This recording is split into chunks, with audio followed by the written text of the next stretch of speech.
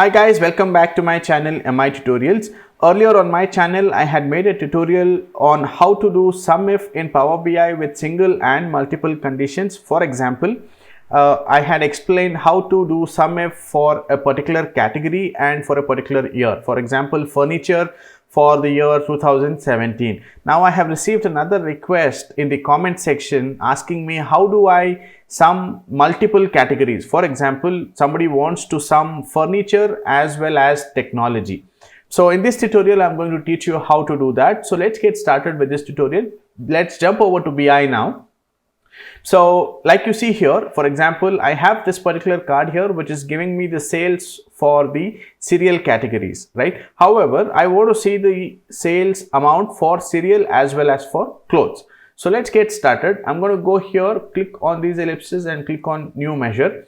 So once this measure is up, I'm going to call this as sales to categories. I'm going to say sales to cat is equals to, okay, let's begin with calculate function and then followed by sum.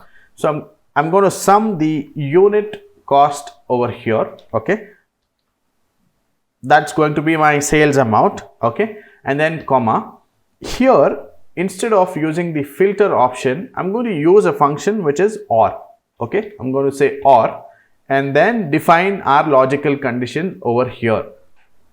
I'm going to select my item type column which is over here is equals to open double quotes and say cereal, okay, cereal. I'm going to close the quote here and then type in comma.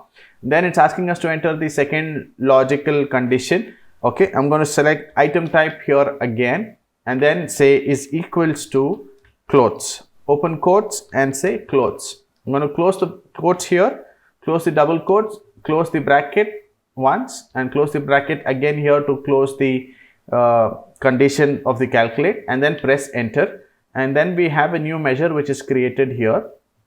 I'm going to quickly copy and paste this here to create a duplicate and then bring in the column that we just created which is sales to category and replace it over here. So we now see that we've now got 627,000 as a value, which is exactly what we have over here.